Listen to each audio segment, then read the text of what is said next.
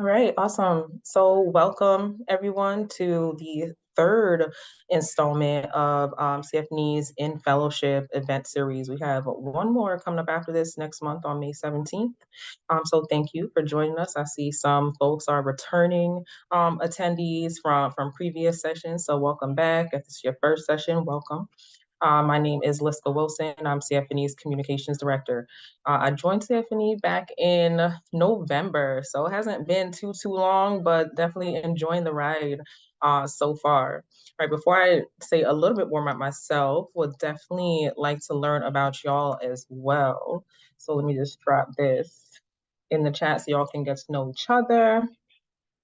So if you just want to drop your name in there, your organization, and maybe your relationship to CFNE, one thing that you love about cooperatives, or one thing that interests you about cooperatives. So y'all are welcome to start populating the chat with that, get to know each other. A little bit more about me. I've been in comms and community development, marketing, communications for over 10 years. I know I probably only look about 10 years old, but I promise you I've been doing this for for a little bit.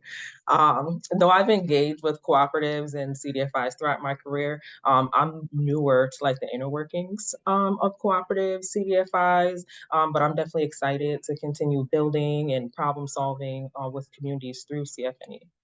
I love what cooperatives have done, continue doing, and can do for communities. So that's a little bit about me. I'll be like tapping in and out to the chat, and just need to share a few slides here before we get into the actual presentation bits.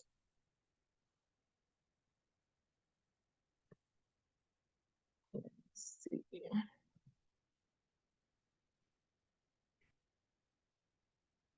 One sec.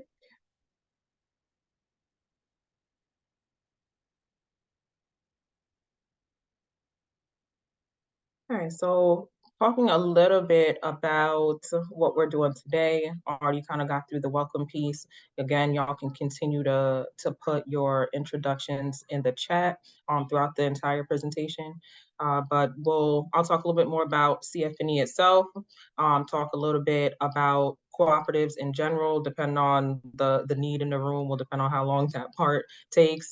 Talk a little bit about the different elements of our investor community before I pass the baton off to my colleagues to do investing energy, investing time, investing with CFNE. Let me see. Sample, let me share my screen.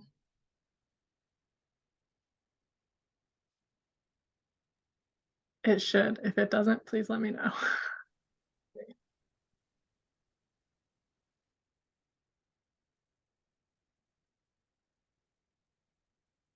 Let's see.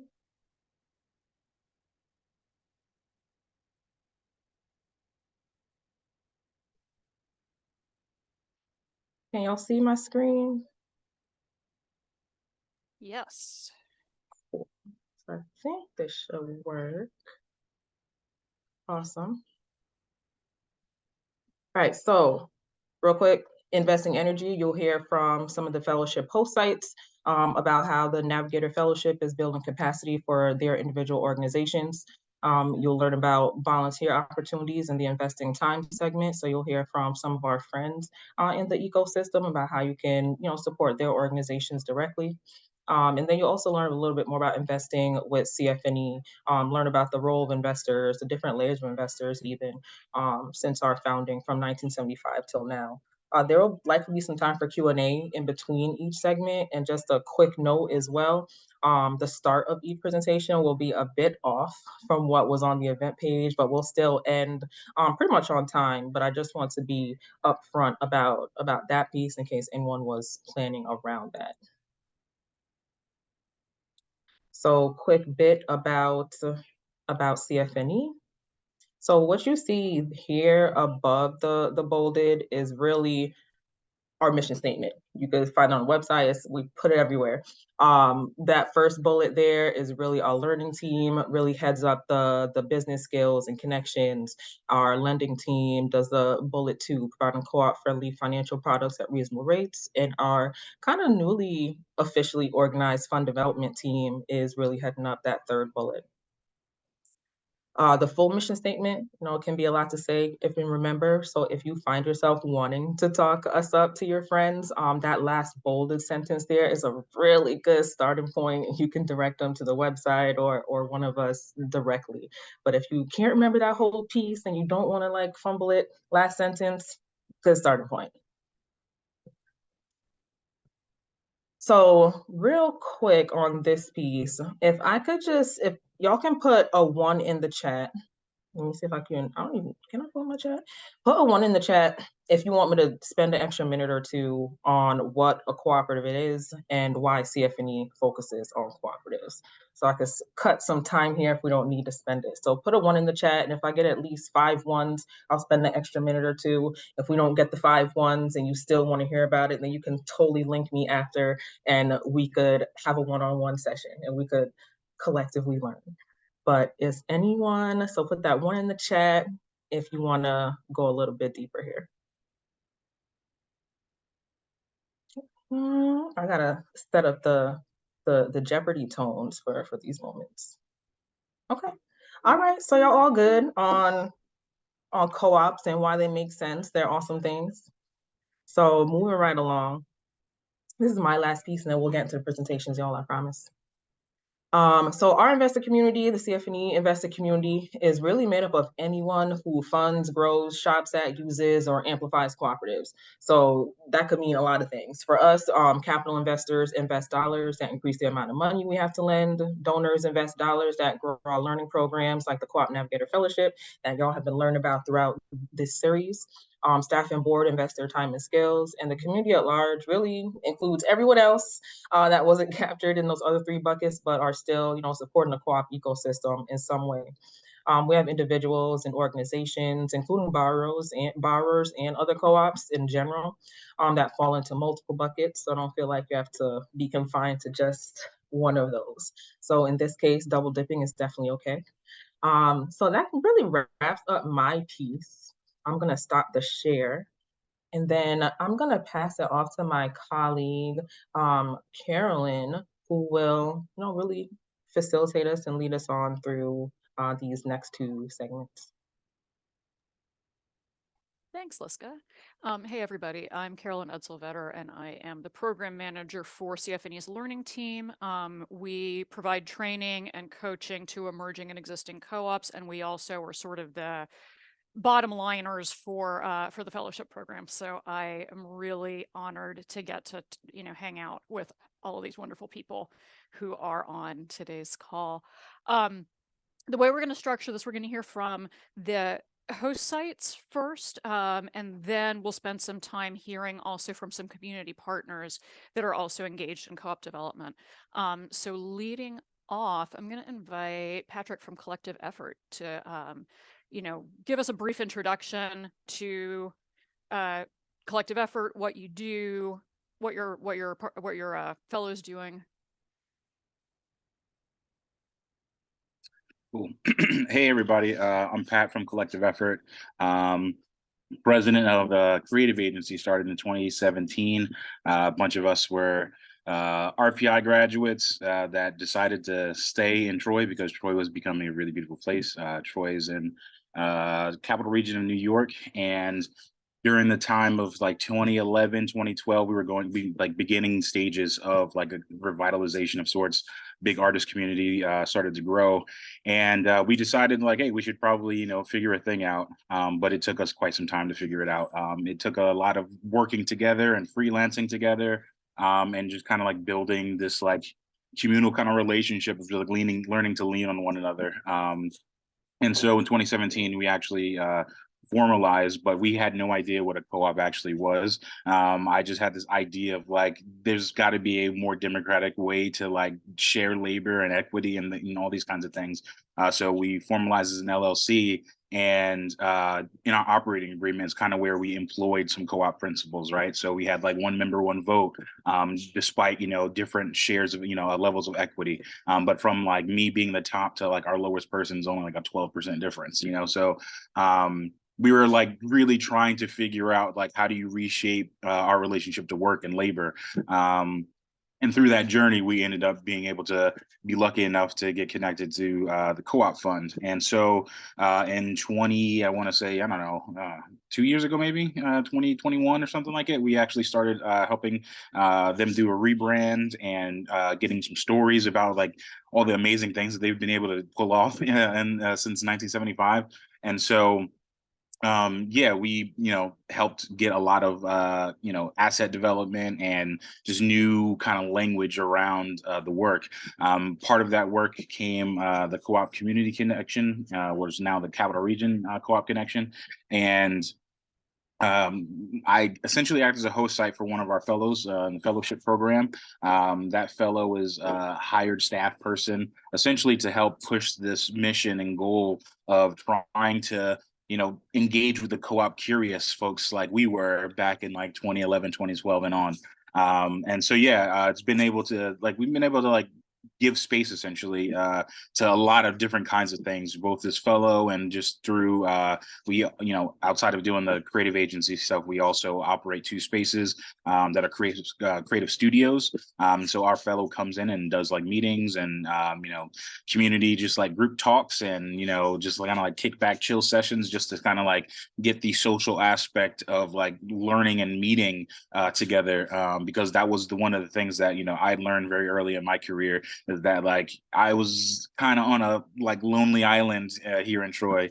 And I was like, man, there's got to be a different way to do something here. And so, that's kind of what the Co-op Connection does. And that's the support role for the fellow who's kind of like pushing the envelope on that. So, nice to meet y'all. CFNE is great. Thanks, Patrick. Next, I'd like to turn it over to 4 Directions. I think we have Matt and Jacques joining us. Yes. Hi, thank you. My name is Matt Lewis. I'm the Director of Operations at 4 Directions Development Corporation. We're a nonprofit Native community development financial institution based in Maine. We serve Native Americans in the state, and that's primarily the 4 tribes, Penobscot, Micmac Nation, Maliseet, and Passamaquoddy. We offer home loans, business loans, community development loans, but we also offer technical assistance for folks that are interested in those products. And when I say technical assistance, it's business advisory services and community development technical assistance for feasibility studies for tribes, and then pre-purchase counseling. We have HUD certified counselors that help folks with buying a home, as far as understanding their finances, understanding the loan process, and getting their credit in order to access that capital. Recently, we joined with CFNE to explore the cooperative model and brought on a fellow. Desiree, who's on the call today, has done a wonderful job just immersing herself in what 4 Directions does, interfacing with some of our programs, and helping that co-op curious. Patrick, that was a great turn of phrase. I'm sure I heard it before, but I'll credit you today. And really just understanding where we can plug in this cooperative model with either housing or business, something that the tribes can collaborate on and cooperate on, and hopefully form something formal in a formal project. And that's what Desiree is working on now, exploring what options are out there. The tribes are very much, historically, just really almost naturally cooperative in what they do. So this just seems like a natural fit. So a lot more to explore. And we're just really excited with CFNE and all their support. They've been a great partner, and excited to see what comes of the projects. And that's pretty much all I got. Thank you. Great, thank you, Matt. Next, I'd like to turn it over to Raul at Fuerza Laboral. Thank you, Carolyn. Hi, my name is Raul Figueroa. I'm a cooperative director at Fuerza Laboral in Central Falls, Rhode Island, Fuerza Laboral has been around for a little over 17 years now. And our primary focus is we work with the community, with the immigrant community in the state, most around wage theft, discrimination, and any other related issues to immigration, labor laws, and also education, right? So, and back in before I joined Fuerza in 2016, but before that, Fuerza has sort of pivoted into the developing of worker cooperatives. And we started with in 2017. We started with just the very first step was to recognize worker cooperatives as a legal entity. So uh, collectively with some of the other community partners, we introduced a legislation to recognize workers cooperatives as a new form of corporation. And that kind of help us get the support and help us get like build the community that we needed to help us in this project. And the fellowship has been very beneficial for us for various reasons, right? There's a lot of things that happen behind the scenes working with each individual cooperatives, both around outreach, like interviews, curriculum development, making sure that people get to the meetings, making sure that people have rights to the meeting. So a lot of that work happens behind the scene, right? And with the fellowship, and Jorge, he's here with us today. He has been the connection between all those people interested in learning about cooperatives. Specifically, right now, it's a construction cooperative. We're doing a partnership with the local IUPAT union here in Rhode Island. So, like, we're just to make sure that like the people have everything they need. Like they know what topics we're gonna cover that day. That make sure that they have a ride, make sure that they reminders, make sure that they get all their paperwork, make sure all those things. Like, but before that, right, the phone calls, the interviews, the like the one-on-one meetings. Those are really, really time consuming, and like that alleviates some of my time to focus on other things, right? Because we work with a lot of different cooperatives around the same time. We try to dedicate as much time as possible to each individual cooperatives because they're all growing in their own industry.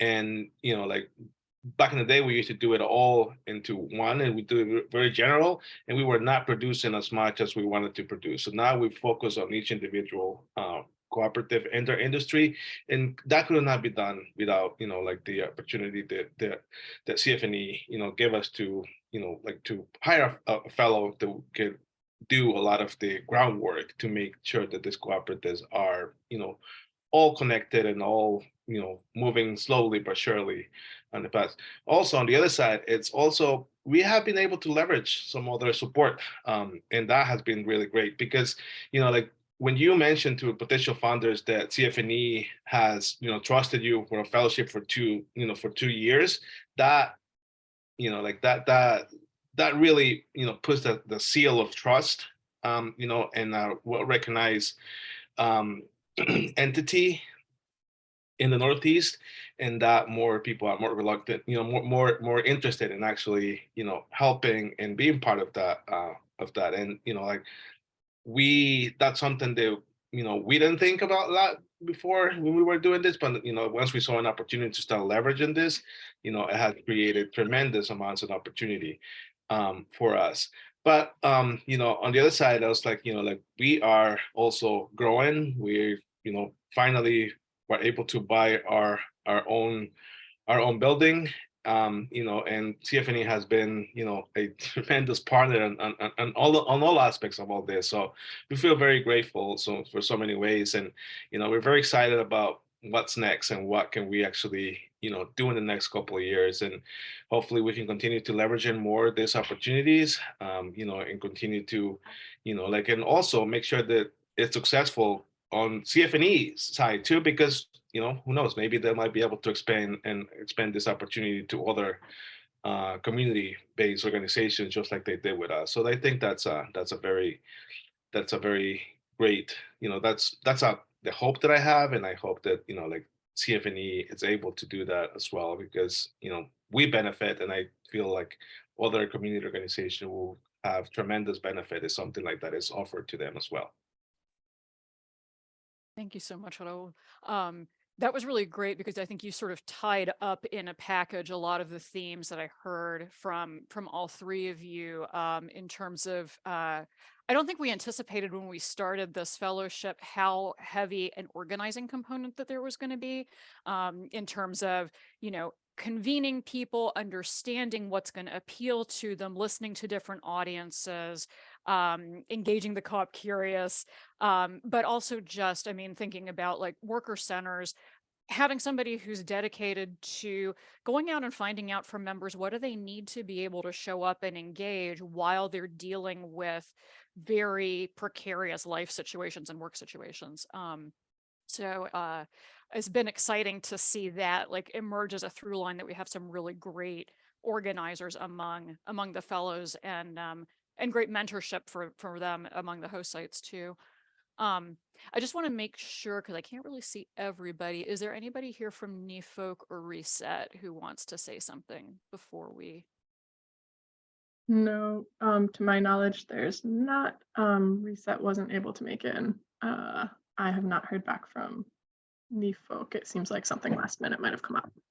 Okay, cool. In that case, we've got about 5 more minutes for this section, and I'd love to hear from any of the host sites who feels like answering this. Kind of why co-ops? Why, you're each doing racial justice or economic justice work. What made you gravitate toward co-ops as a potential solution? My initial push was because it seemed really flexible. Because I work with people a lot, very directly, and particularly the creative economy, right? And creatives in particular are in a really precarious, just kind of just general state of being. And so I was just like, how do you create an environment and a labor relationship with a class of people that are usually subjugated the most, right? How do you give them an opportunity to become owners? How do you give them the opportunity to have a sense of stability that, folks look at artists and they're just oh, those folks, it's don't really take folks seriously. But at the same time, in my particular experience, looking at the track of history, it's art and culture that kind of helps shape everything, right? And you look at real estate development is directly reflective of the success of a region's art and culture, right? So I'm all right, well, if we're going to not make the same mistakes of a Brooklyn or San Francisco or all these other places that went through this amazing change, but then resulted in huge amounts of displacement and all these other kinds of problems that are not different than any other problem that we've ever really had. What is there that is the most viable option? Because I think it's most people's nature is not to destroy, it's just that they don't know any other way, and so we just need to show them another way, right? That's just a question mark. I'm hoping so, and so co-op seemed like the only answer that I could point to that would make people believe in something different. And so I was like, all right, well, let's figure that out, I guess, and that's kind of where I was always coming from with pretty much everything that I've been doing in the last decade. It's how do we create a new example, or an example that has been around but just needs bigger story around it, bigger place in history, much just generally similar to the impacts of creative culture and creative economy. So yeah, that's how kind of where I'm coming from. Yeah, thank you for that. And it also highlights that as part of the fellowship, people are really approaching different types of co-ops and looking at how they can use them. So, there's the worker co-op kind of model, like how y'all are organized, but then coming out of Capital Region Co-op Connection, there's the work that Swain's doing about creating sort of producer or a vendor co-op, a vendor-owned marketplace. And maybe something similar will happen with Four Directions as well. So I think that's really cool, just having those different options for how people can come together in cooperation rather than competition. Matt or Raul, do either of you want to say sort of why co-ops for your organization? Yeah, I can add something. So when first it started, right, it was we were always reacting to this to problems in the community, right? So labor violations and exploitation and all those things, right? And when we had the opportunity to to actually be more proactive and try to prevent these problems from actually happening. The problem was, right, that before we were helping people in the process, right, to cover wages and like organizing direct action and all those things. And those things are fun, right? But they don't produce as much as, for the person possible, because even though the person actually learned the process and learned how to identify wage theft in the future, we were always sending it back to the same industry that we brought it to us in the first place. So it was like a revolving door. Yes, we help you with this bad employer, but here, you're gonna go find a job with another different bad employer, right? And they're gonna find a way to exploit you as well. So, and then a couple of months later, they were back in our office for the same problem with a different employer. So cooperatives for us was naturally a way to actually prevent this from happening and give the opportunity to the people who actually own their labor, right? There's a tremendous amount of like talent in within the community, within the work, and in the industries they are specialized. However, none of them had the opportunity to actually start these businesses on their own, right? Collectively, it gives them a greater, more chance of success than when they try to do it individually. And yes, it's a big process. And cooperatives is not for everybody. Let's be honest. Cooperatives is not for everybody. There's people who want to be in charge and who wants to be, on top of the line and then make sure that their orders are followed, correctly. And those people do not belong in the cooperative, right? But they are the group of people who really want to, get together and form these cooperatives. And also because of a lot of our community is from Latin America. And in Latin America, cooperatives emerge out of economic disadvantages. And so somehow everybody is related. Some of them have been part of a cooperative, learn about cooperative. Parents or grandparents have been part of cooperatives. So there's always that like that knowledge embedded. We just have to polish it during the process, right? And also adjust it to the capitalist society that we live here in the United States.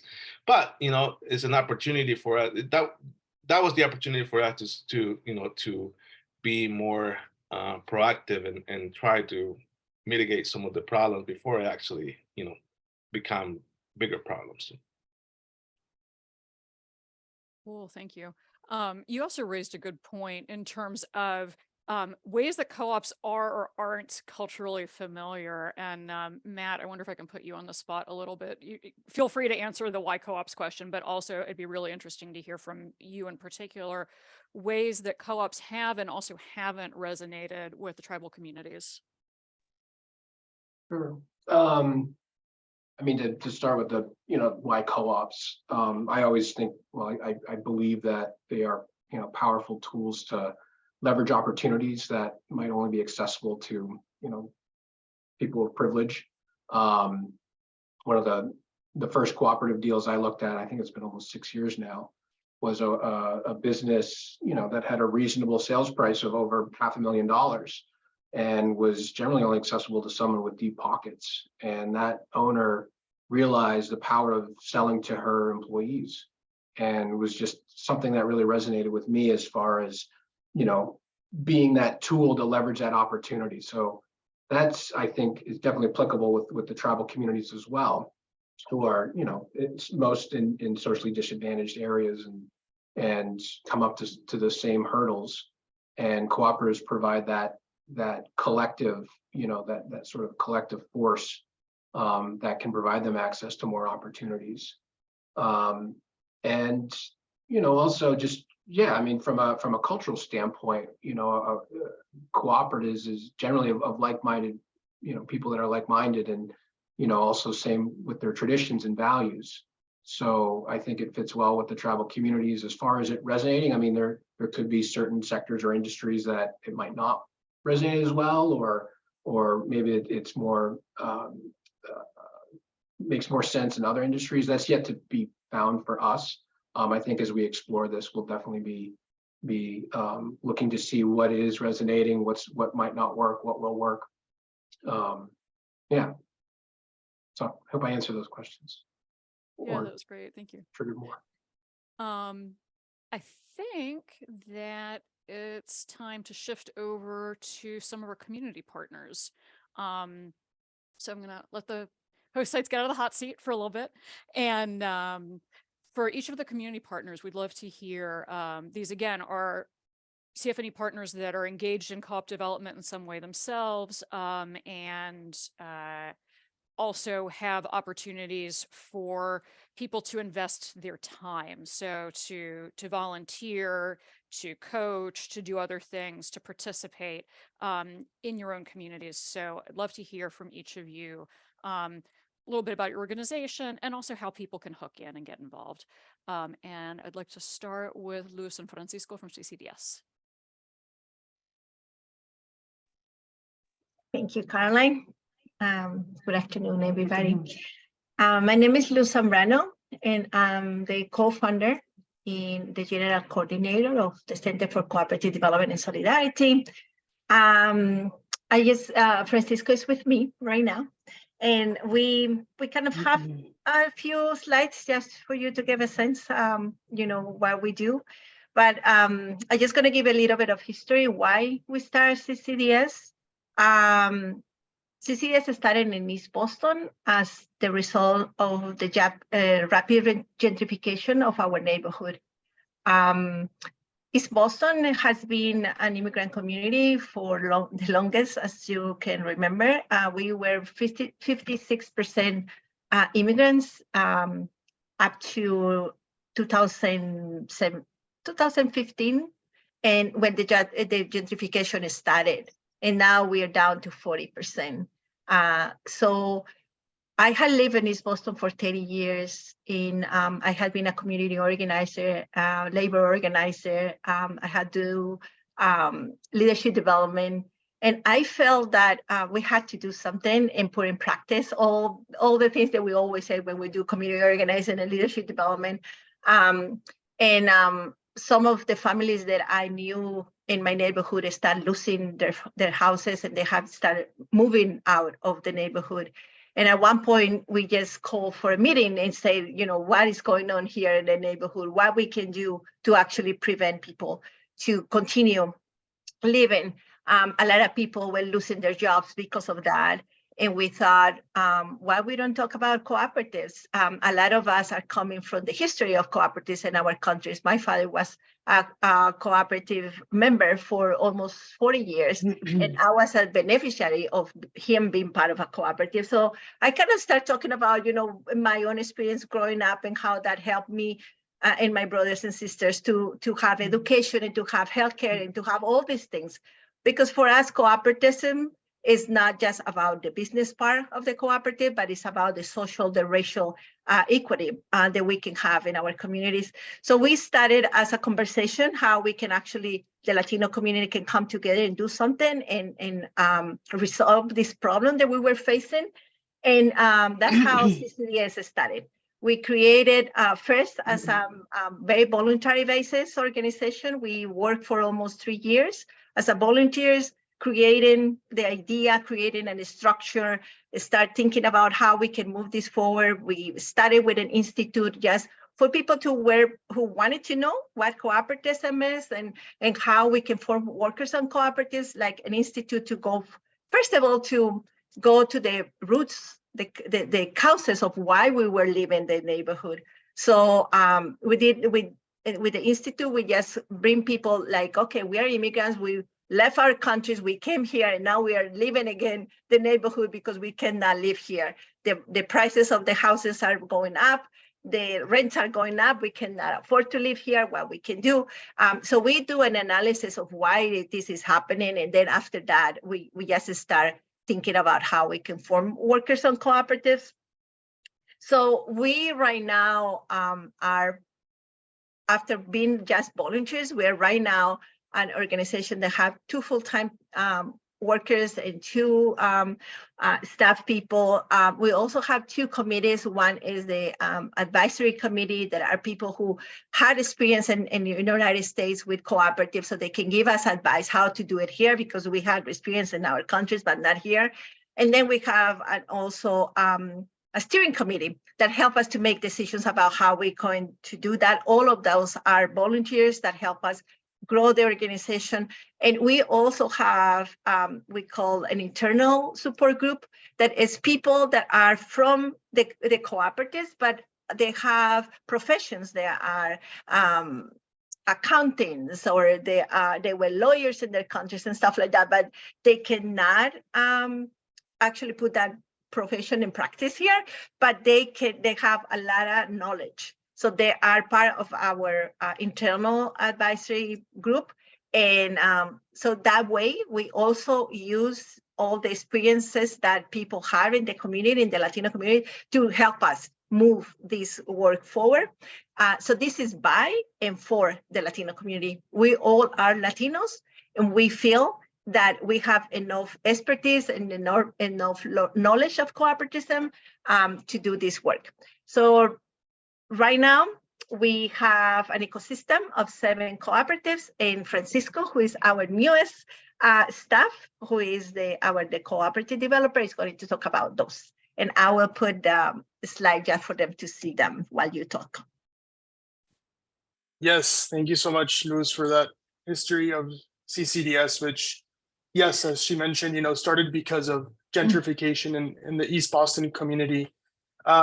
Briefly, I guess I'll get into how I got into cooperatives before I explain the ecosystem, but I think many people my age, 2016, around that time, we got pretty activated, and I was trying to see how I could get active in the community. And it just so happens that, well, actually, I was out of town in Austin for some time working, and came back to Laredo, with my hometown, a border community, frontline community, which, faces one of the worst, types of systemic oppression, I would say. So unfortunately, the pandemic happens, and we start, a couple of kids just activating, doing mutual aid. And that's where, I was inspired through a friend of mine. He told me, hey, if you like what you're doing here, you should investigate cooperatives. And that just, opened a whole world for me. And I've been dedicated to cooperatives ever since, 2-3 years. I mean, it's not a long time, but I've learned so much in these 2-3 years. And just in these new 2-3 months that I've been here with Luz, I've learned so much. It's been an incredible experience. But yes, going into the ecosystem of CCDS, if you can go to the second slide. Yeah. We have about 7 cooperatives right now. All of them are focused in different industries. And like Luz said, very importantly, they all come with experience and are all professionals in their back in their home country, right? So this is not something new work for them. Many of them actually have been part of other cooperatives in their same industry, which I'll get into a little bit. But starting off with Ines, they are actually a 15-year-old translation company based in Guatemala. And they're actually very frequently contracted by our allies in the community because they do such great work. There might be planning to possibly relocate to Boston, but right now they've been doing amazing work from Guatemala for 15 years approximately. Next is Clean Green. They are about 5-6 women that pertain to the worker cooperative Clean Green. There's a very awesome opportunity with Clean Green, well, with all of them, but with Clean Green, we are looking at the opportunity of creating a platform cooperative, which is right now a trendy phenomenon that's been happening, right? Creating these platforms to become a cooperative, right? There's also a good, awesome opportunities that we have with Clean Green with some requests for proposals with the city. Going down to Puntada actually, I would say is one of the most highly recognized in the community because during the pandemic, they created thousands and thousands of masks for the community. And it was such a great benefit, to have good quality, mask at the time when there was so much scarcity for that material, right? They were just such a crucial component of the community. Magic Seeds, incredible group. They have awesome experience already in that industry. They're all really professionals already. don't really need a lot of education, which is part of my job as well, you know, making sure that they have the certifications, that we're complying with the regulation, that they have the educations needed. But yeah, Magic Seeds, just incredible work. They're already looking for sites so they can start their operations, and that's a childcare services. And Renacer, on the other hand, is an adult daycare services. Yes, oh yes, thank you, Carolyn. So Renacer is an adult daycare. They are constantly going to conferences and learning right now about best practices in the cooperative adult care industry. Sazon are food catering services. They do awesome food catering services, mostly Colombian inspired. And they actually, most of them have experience in the industry. So again, this is not work that's new for them. You know, they come with that experience. But yeah, that's a little bit of our ecosystem, and part of the development, which is my job, is also I saw a lot of similarities with Raul, right, about that, helping them with matters in their personal lives, sometimes with wage theft, and making sure we send them to the right resources, giving them the adequate, you know, education. If they need English classes, technology classes, we help them with that as well. So yeah, that's a little bit about the ecosystem, and I'll hand it back to Luz. But I don't think we have much time. Caroline, how much time? Yeah, sorry. I do want to make sure that everybody else has a chance. Yeah, thank you both. I want to stay in Boston for a minute and pass it to Nia at Boston GMA Project. Thank you, Carolyn. I'm actually joined by my colleague Ray Fielder here today. So I'm just going to say a couple of things and then kick it over to them to talk about volunteering. So I'll just say really quickly, we are a peer of Cooperative Fund of the Northeast. So we do not actually develop co-op ourselves, but we do invest in co-ops. And you can go to our website to learn about how it is businesses become eligible for investment from UGMA. We're in conversation both with CCDS, for example, as a whole, and about 5 or 6 different co-ops that have been named as part of from CCDS that have been named by community members. So in short, community members name businesses for UGMA to invest in, and co-ops are part of that. So on that note, I'll kick it to my colleague Ray just to talk about how you can invest your time or volunteer with UGMA if you so desire. Thank you. Good afternoon, everyone. My name is Ryan Fielder, but I'm affectionately called Ray, and I use they, them pronouns. And I'm the director of Coalitions, Policy, and Grassroots Organizing at the Boston UGMA Project. So I think one of the things that I want to drive home is that Boston UGMA Project is really invested in building out a solidarity economy. And we do that in a plethora of ways by engaging businesses, engaging community members, engaging artists, of all sorts. And so one of the main ways that you can get involved with Boston UGMA Project is to consider being a member. You do not have to live in Boston to become a member. If you'd like to be a voting member, then you do need to be a Boston resident.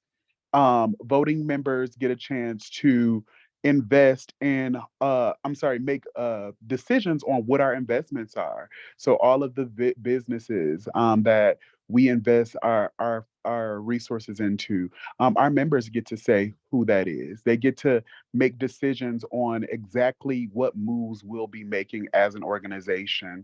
And so I'm naming this to say that we really are trying to live out our wildest dreams of having a democratic governance. So becoming a member is going to be one of the top ways to get involved.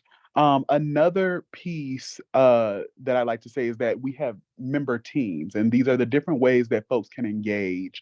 And so one of the newest member teams that I think would be really interesting for the folks on this call would be our Coalitions, Policy, and Grassroots Organizing member team. That member team is really focused on mobilizing our community members, mobilizing the members are part of the UGMA network to make some structural changes in Boston and in Massachusetts at large. Once again, this member team is not exclusive to folks in the Boston area. We have some folks in Rhode Island and in other states and across the country, including California and other states in New England, who really we're trying to build out this solidarity movement to build out a solidarity economy. So I think the best way to get involved or to volunteer with us is to give your time and contribute to building out our network. And that's all I had to add. Thank you so much, Ray, and thanks, Nia, for joining us. Next, I want to pass to Scott at Center for an Ecology-Based Economy. Hi, thanks. Yeah, I'm Scott Vlan up here in Norway, Maine at the Center for an Ecology-Based Economy, and it's an honor to be here. Thanks for inviting us. What a inspiring network of cooperators. I'm going to share my screen and share a few slides about what we do here at CB and talk a little bit about volunteer opportunities we have as well. Let's see if I can do this. Yeah, so like I said, we're CB. We're known as CB, the Center for an Ecology-Based Economy, and we're going to be 10 years old on Earth Day. We launched in 2013. We've been in the same space here in downtown Norway since then. We started with this tagline, resilient communities restoring the earth, and it's our vision of building more community resilience here in the Western Maine. We're kind of in the foothills of the mountains here in a downtown area. It's a town of about 5,000. We're in a historic downtown. And this notion of restoring the earth, just doing our share of the global struggle to mitigate the climate crisis. And then it's been exciting for us to see 10 years later or 9 years later, now we're cooperating with the state of Maine and they have this Resilient Communities Partnership. So things have kind of come full circle. When we started here, we were mostly in our kind of resistance and awareness building mode. People weren't talking about climate change in Western Maine. And now we have this opportunity to work with communities to start adaptation stuff. Let me see. Oops, I'm sorry. I just started at the end. Let me go back to the beginning here. Yeah, so this is our storefront on Main Street. If you ever drive downtown Norway, we're next to the Fair Share Food Co-op. So we're kind of part of a little cooperative network here in town. We have a network of lots of coalitions and partners we work with, and as a tiny organization, we started out with just 4 volunteer folks working here, and now we're up to 6 paid staff and a couple of contractors, about 4 or 5 full-time equivalent. But we've been able to be effective by building coalitions and working with lots of partners. And these 3 in red here is an example of kind of like this nested networks of networks kind of thing, where we're part of our local community food council, which is part of the main network of community food councils, which is part of the main food convergence. So by building out these networks, we've been able to have a much greater impact than we would as a tiny organization in Western Maine. So we work with in these 4 interrelated areas of our economy, the kind of perennial needs of the community: food, shelter, energy, and transport. And I'll just show you a few of the little projects. One of our original projects was a community bike share program. So we have bikes out in front of CB here for people to use for free in the community to run around, do errands, and get around town. There's a couple of the bikes we have at the other end of downtown Norway at the hospital down there, so people can ride either way around town.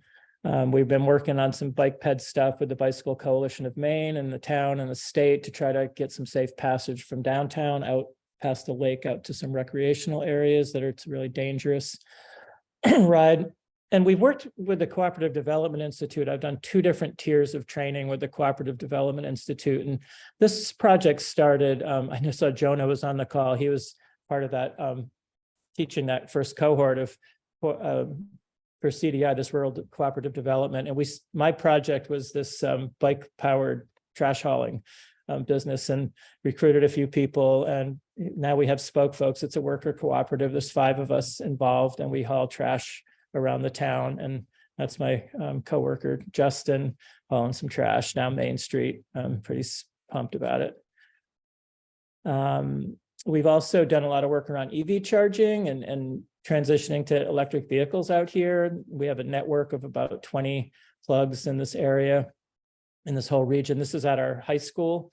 It's a solar powered solar tracker with 3 chargers there. It's one of our kind of flagship projects. So now we're transitioning, we're working with Efficiency Maine. We've got a lot of funding to transition our kind of free destination charging to networked pay-to-play charging, and it will ultimately be an income stream for CB, as that we've got so many EVs out here now that we really can't do the free charging anymore. That was kind of a jump starting things, although we're leaving a lot of free chargers out in the hinterlands here, just where they're not practical to have, you know, these expensive networked chargers. One of our biggest projects we're working on right now is a community solar cooperative. We've been working with Catherine Bessie from CDI now for over a year to get this off the ground. Our vision is a network of small solar installations around the community, around this region, that would all be part of a cooperative and would allow folks of you know, any income level to stabilize their energy costs by just being part of this cooperative. They'll be paying off these solar farms as have a fixed cost for their energy, and have an ownership model here around community solar, where now we have this corporate community solar model where out-of-state companies are basically benefiting madly off of Maine's solar policy and taking all that money out of the state. So we're trying to keep all this money in the community and stabilize people's energy costs. In the shelter piece, we've been doing a lot of weatherization stuff. We have a community weatherization program we're doing here with low-income families in the area. It's kind of like a Habitat for Humanity style thing where people get a little bit of training and then they go help each other weatherize their homes. This is a window dressers build. We've been doing this for years now, and we've built over 1,000 of these window inserts for the community that really work. We've got them here in CB, and they're kind of they save a lot of energy. It's probably maybe our most significant project in terms of reducing community carbon footprint. And if we get this off the ground, or on the ground, I should say, our Norway Equitable Housing Cooperative will be our biggest project. This is about a $3 million project. We're about to close on a half-acre lot in Norway, probably within the next 2 weeks. And we've got designs for about 12 affordable net zero housing units here. We've been working really hard.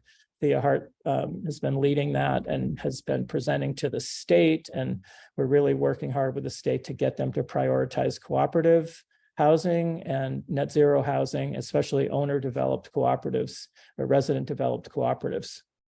And we're getting a lot of traction with the state and Maine Housing around this, and hoping to get this off the ground. And we've been talking, of course, with CFNE about both of those projects, and also looking at a lot of different grant options and trying to figure out a funding stack for those two things. And one of our big projects is every year we do this 2030 Vision Climate Convergence, which is coming up on Mother's Day weekend on that Friday, Saturday. And this year, this was from last year, our theme this year is Unite to Meet the Moment. And just a couple of shots from that. This is our youth panel from last year. And this is the youth panel from our first year. And Bill McKibben was our speaker. And this is Bill meeting with a bunch of youth. This year, we've got Jacqueline Gill from the Maine Climate Institute and Jonathan Fulford as keynotes. And another Saturday is a big youth pack day or youth panel. So yeah, that's what we do here. Just a little bit. So in terms of volunteers, we are, even though we have 6 staff, we're still heavily volunteer driven here. We have a volunteer board, although we do stipend a few youth. Half of our board is under 30. We have a 10-person board. We stipend a few youth, but mostly that's volunteers. We have a lot of working groups. We have a working group in each of those 4 areas. Those are all volunteers. Usually a board member leading and volunteers from the community. We use volunteers at our events like our EV Expo and the Convergence. We also, this community resilience partnership, we're working in 10 towns. So we CB volunteers, we have kind of people in each town that are kind of leading that effort in their towns. And then of course on the solar and housing co-ops, the solar is a volunteer steering committee, and the housing co-op, we have Thea as a paid coordinator, but there's a number of volunteers working on that project too. So lots of volunteers driving the train. And I will Scott, thank you stop so there. much. You're welcome. Last and certainly not least, I want to pass it to Coach Carmen from Mission Accomplished Transition Services.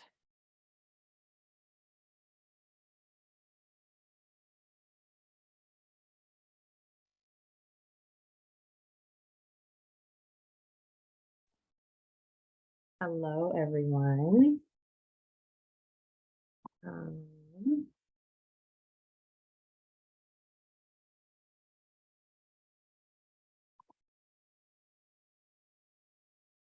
All right, can you see my screen? Yes, we can. All right, beautiful. Hello, everyone. I am Coach Carmen, the Chief Coach and Founder of Mission Accomplished Transition Services. We are a nonprofit career education organization rooted in advocating for social, racial, and economic justice within the workforce for young employees and entrepreneurs. We provide intensive career education through mentorship and coaching through two different types of programs. We have one, it's a teen program, and we have the second, which is an advanced institute. The Teen Institute is a 8-month program, and our Advanced Institute is a 6-month intensive program with the opportunity for students to gain access to an accountability mentor for 12 months. So our role in the community is really to support our students with achieving the goals that they already have when they come to us. We specifically work with individuals who are in the construction and design industries, which includes interior design, interior decorating, and mural painting, and the fashion and beauty industries. I'm moving past some slides because I know that the time is short.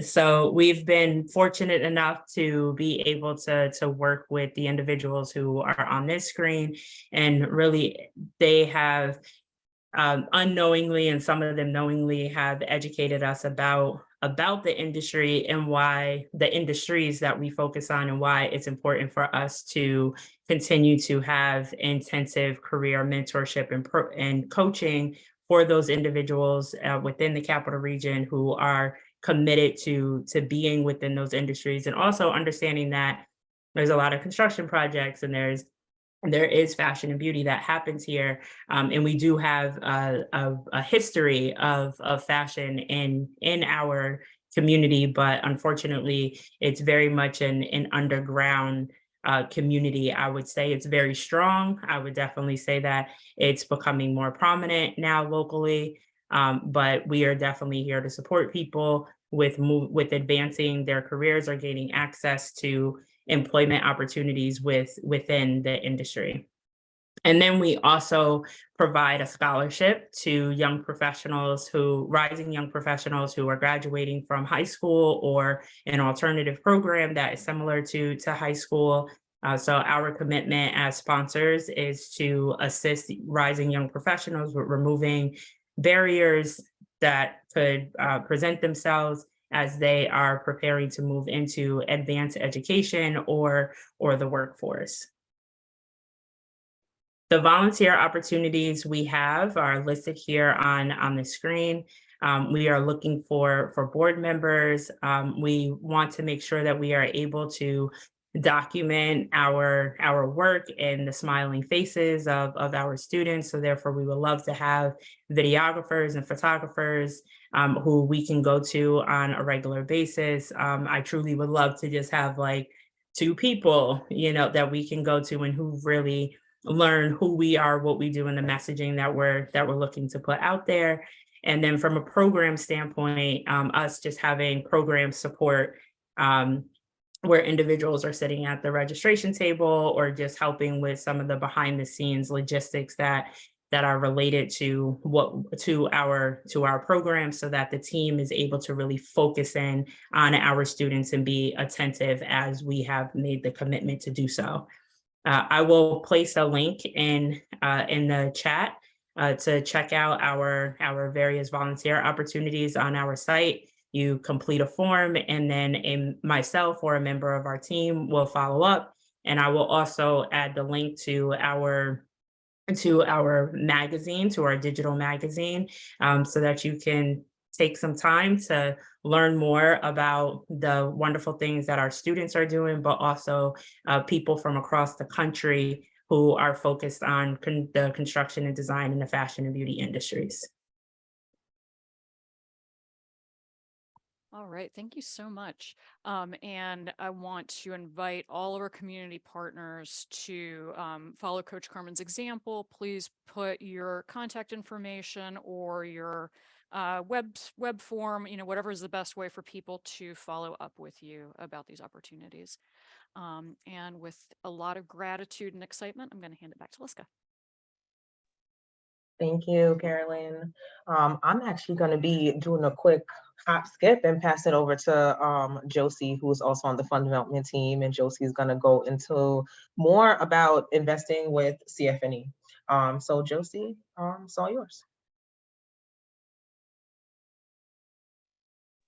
Right. Hi, everybody. I'm Josie. I'm CFNE's administrative manager. And in that role, I work with our investors and do some investor management. So I am going to share my screen and talk to you a little bit about the role that capital investment has played in CFNE. So can you see that screen? Oh, I think I'm on. Yes. Okay, great. Yeah, we see the tab. Yeah, got it. Awesome. So CFNE, it's been mentioned a little bit, but CFNE was founded in 1975, and the purpose was to fill a gap in co-op financing. Actually, Liska, I'm going to ask if you could share your screen, and then I'll look at my notes. Is that all right? I got you. Thank you. I'll stop sharing. And I'll just keep chatting while that comes up. So as Liska was mentioning, the investors we have who are capital investors provide us with the funds that we lend out. And so in this chart, you can really see that the green line of investments has tracked with the pink line of loans really closely. And that is because our investors, our capital investors, are the engine that drives our ability to get funds out to the cooperatives in this amazing ecosystem that's getting highlighted. And so if anyone, but to go back to the beginning of CFNE's founding, it's important to, you can stay on that first slide. So co-ops basically are owned by community, as we've seen here. And I think that's really embedded in our DNA because CFNE's founders came together as a community to found the organization. So the power of individuals joining together is deeply woven into the DNA of our organization. And so I wanted to talk a little bit about how CFNE was founded and how that came about and the role that our individual capital investors have played in that. So in the 1970s, the food co-op movement was growing. Food co-ops were growing in number, they were growing as a movement, but they were facing serious challenges getting capital that they needed from conventional banks who were not familiar with the shared ownership model. And this is something that many co-ops unfortunately still face today. And so the products, in conventional banks are just not set up for that type of model. And so this is a real gap. So many of those food co-ops started to approach the Haymarket People's Fund, which is a grassroots funder based in Boston, for grant support. And that generated a conversation between leaders of the Haymarket People's Fund and co-op developers, food co-op leaders. They put their heads together to try to figure out how can we how can we do this sustainably and really meet this gap, this need? And so with support from some key donors, they founded Cooperative Fund of New England. And so you may notice the difference in our name. We recently, last year, changed our name to Cooperative Fund of the Northeast to reflect that now we're working in the states of New England as well as New York. So if any, and I want to also say, if anyone happens to be on this call who is part of CFNE's early days, part of founding CFNE, I just want to give you a shout out. And yeah, it's an incredible story of people coming together to meet a need. So if you want to move to the next slide, you can see on this little chart that our individual investors, meaning individual people, that also included in that category is also trusts, family trusts. That is the light blue line, the bottom bar there. And you can see that that category of investor has consistently provided the largest portion of our investment capital. So we're really run, you know, our investment capital is really strongly linked to the individual people who come together and want to pool their capital, their treasure, to lend it out to the co-op ecosystem. Over our 48-year history, CFNE has continued to be one of a small number of CDFIs, or community development finance institutions, that raise most of their loan capital from individual investors. So that puts us in a kind of unique position, even within our peer groups of other CDFIs. And I think, you know, beyond the founding story of the fact that individuals came together to meet this need cooperatively, individual investors are also valuable to our work because they continue to have strong vision and mission alignment with us. They invest because they care about cooperatives. They care about, you know, investing ethically. They're with us for the long haul. We have many investors that have been with us, some from the founding almost of CFNE, and many that stay with us for years. They're passionate about our work, and they help provide us, our capital can stay really flexible because of our individual investors. That's a really key thing that they provide to us, because of their commitment, because of the longevity of their commitment to us, and because they're passionate about the work and they put their trust and their faith in us. We can often take lower market rates, and they're more willing to spread the word about us. So this all helps us be as bold and flexible as we can to meet the needs of the borrowers, and at the same time maintain stable and sustainable financial management of those funds that have been entrusted to us. So on this slide, you can see that this year, as of March 31st, individual investors comprise close to 70% of our lending capital. We have at the moment, as of March 31st, close to $33 million in outstanding social investments. So that means $33 million that we're holding on to that can be lent out to borrowers in the co-op ecosystem of the Northeast. And I think it's worth mentioning here as well that 2022 was a really record year for CFNE loan volume, meaning we got more money out than ever in our history to cooperatives in the Northeast. It was a huge milestone. We advanced to 47 different borrowers in 2022, just over $10.6 million. And that was 52% higher than what we had budgeted to give out that year. And it was 35% higher than the previous record that we had set. So, and this year we're already on target to again exceed that record. So the need is there, and our individual investors are backing us up, and it's an exciting year to be in the cooperative world in the Northeast. Our investments have a huge range, as you can see. We have investments from as low as $850 up to $1.2 $2 million, though the average tends to be something closer to $70,000. And yeah, if you want to go to the next slide, we can cycle through these, you know, at the rate that folks can read them. I thought instead of me talking about why do our current investors put their funds into CFNE, you might benefit more from just seeing in their own words. So Ron Miller has been an investor since 2005, and you can see that, you know, for him, it's really key, the cooperative, that we're putting money into the hands of people that don't usually have access, getting back to our roots of filling this gap in financing for cooperatives.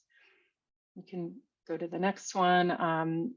Sarah Meredith, who's been an investor since 2002, also really passionate about co-ops, passionate about the participatory decision making, et cetera.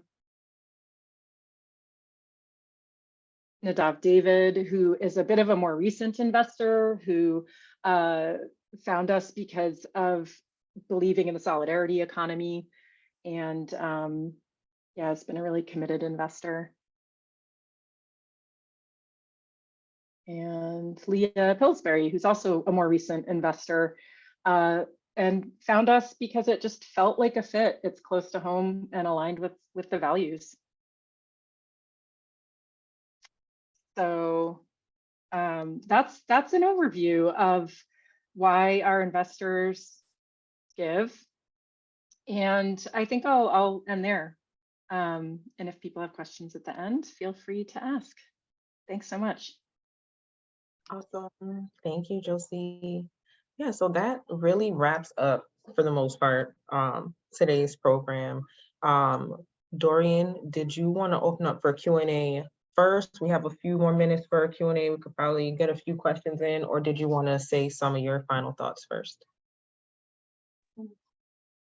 Thanks, Liska. I can say a couple of brief words and go to Q&A. I think, yeah. So just by way of introduction for folks who don't know me, I serve as CFNE's Deputy Executive Director, and I'm largely responsible for the lending program, though I tend to get my fingers involved in whatever I can. And I just want to really appreciate all the folks who have shared why co-op and the vision. I'm actually a little bit speechless because I do feel very moved and inspired by the things that I heard from you know, Patrick at Collective Effort, Raul at Fuerza, Luz at CCDS, and you know, all the different, I'm not going to name everybody, but the reasons why we co-op. And then hearing about the investors at CFNE and the reasons why they invest, and really seeing the alignment around, you know, democratic participatory decision making, controlling our futures, flexibility, all the things that, you know, we all believe, I think, are going to help make a better world. And it's just really exciting to be a part of it. And I just want to express some deep gratitude to everyone for pulling together this presentation. And I know that we're leaving a little bit of time for question and answer. So I'll turn it back to Liska to moderate that. Thank you. Awesome. Thanks, Dorian. So again, thank y'all for coming out, spending some time with us this afternoon. We do still have the time till 1:30, so you're welcome to post some questions in the chat or even your own final thoughts, or if you want to or just chime in on this conversation around investing in the cooperative community, whether it's through your time, your money, or just your voice. So opening up the floor for anyone who'd like to come on. You can raise your hand, you could unmute, drop a comment in the chat, or if everyone is totally pooped, we can also end.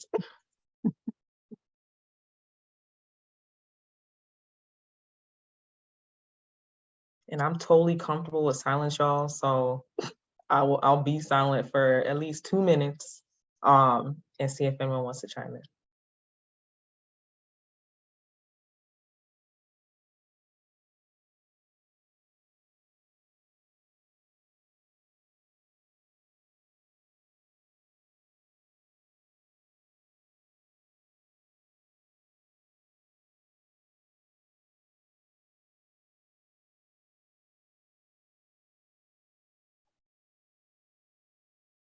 right.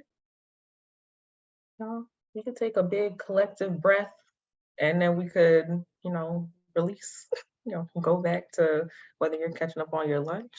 Oh, I'm seeing one here. Comments on farmer co-ops. So we have someone who missed some of the presentation. So if anyone has any additional thoughts around farmer co-ops, or Steve, if you want to unmute and kind of expand a little bit on that piece, on your question. Yeah, I'm going to unmute. I just need to turn off the oven. Sorry. I know just there's a lot of I mean, I've worked with farmers, and in terms of land access and them being able to control the land that they farm. And so I was just curious about that. That is part of what CFNE does, but I was just curious if there were comments on that.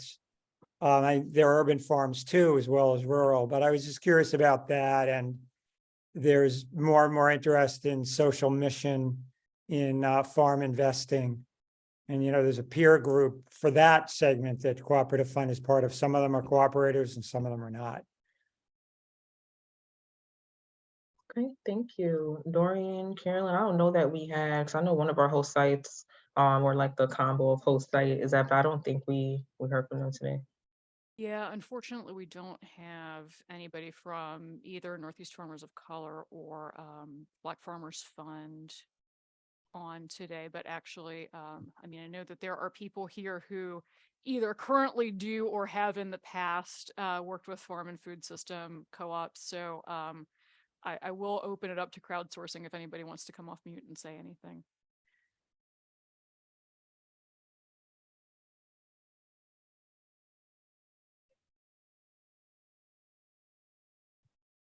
I was just curious, I'll interject. Have you all, I was curious how much Equity Trust and CFNE have been in conversation, since you all overlap, and I've headed up an organization that worked with Equity Trust and so on. So what they do is Equity Trust, for those who are curious, they work with farmers, but they also work with other folks on the issue of land access. So it could be for housing, could be for farms. Those are the two main areas. Sometimes they work on other areas. So one of the challenges farmers face is that protecting the land, and after the farmer works, they wonder what happens after they retire, or the farmers in a co-op situation. So cooperative, so Equity Trust works with other partners and itself provides some funding sometimes to protect land, to keep it in farming use through the generations and keeping it in housing use. So that really goes with the cooperative philosophy of organizing. Thanks, Steve. Yes, I can comment just briefly. We've partnered with Equity Trust on a couple of different deals, if you will, and we continue to stay in good touch. We definitely think of them as a partner in the space.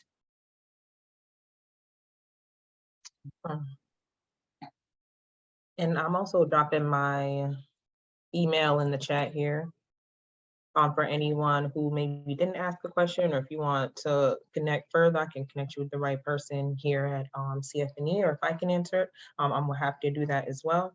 But if there are no other, I see another question here actually in the chat. Is there much investment in platform co-ops? I don't know if Dorian or Carolyn wants to jump in on that piece. I know we just did the drivers co-op.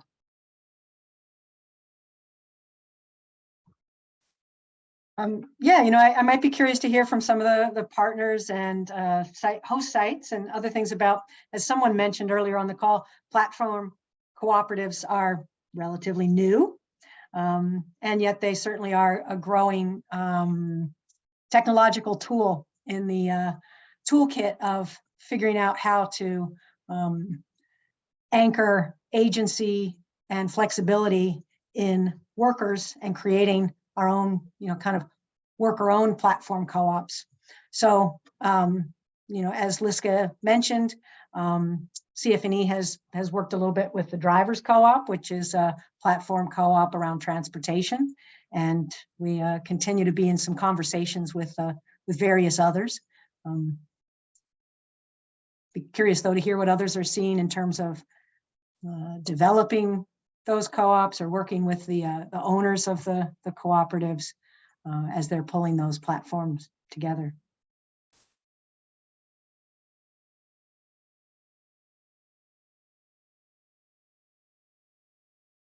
Anyone else want to comment on platform co-ops? Francisco? Yeah, that was actually me that mentioned it during my presentation. But yeah, platform co-ops, incredible new phenomenon that's been appearing. I first heard of platform cooperatives because of the Drivers Cooperative. But there's experiments with hybrid models of platform co-op. So they're trying to make it a consumer-owned and worker-owned as well, right? Because a Drivers Cooperative is just a worker-owned platform. There are other experiments such as an artisans platform that's coming up, which I'm actually a volunteer and I'm helping them out develop it. Basically, it's an Etsy for vendors because Etsy takes a big percentage. I believe it's like over 10%. Same with Uber and Lyft. They that's the reason for a Drivers Cooperative. They take about 40 to even more. That's what we've been calculating per transaction. So yes, it's really it depends on the needs of the community that's being serviced, right? Because it could be a worker cooperative, it could be a mix, or it could just be consumer, right? So it really just depends on what industry, what the needs are of the community that you're trying to serve. But yeah, it's a fairly new phenomenon, and we're actually working with who I recommend, a Garrick Co-op. They're here in Boston. They're kind of trying to help us formulate how we're going to structure a cleaning cooperative, cleaning platform cooperative. The platform already exists, but I'm helping them transition to a cooperative model because right now the platform does take about 10 to 15% from each transaction from the workers, which is quite a lot, especially when they don't offer them any benefits and all that. So they approached us because we're affiliates in that platform already, but they approached us for help to see how we can transition it to a cooperative model where at least that 10-15% is used for benefits or it's given back to the workers, right? Which is the point of the cooperative, that there's no one in the middle that's taking away value from the labor that's being produced, right? Yeah, hope that answered a little bit of your question of platform cooperatives. Yeah, thank you. Yeah, it's something I've been curious about for a while, and it seems like it's a model that's like pretty scalable.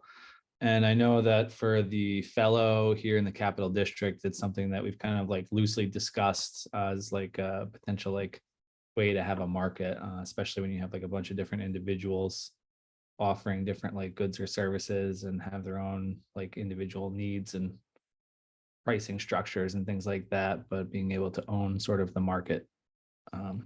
Yeah, thanks. Yeah, of course. And I also put two other examples, Stocksy and Airbnb, which is an alternative to Airbnb. Mm-hmm. Awesome. Well, thank you again, everyone. We're just at our time pretty much.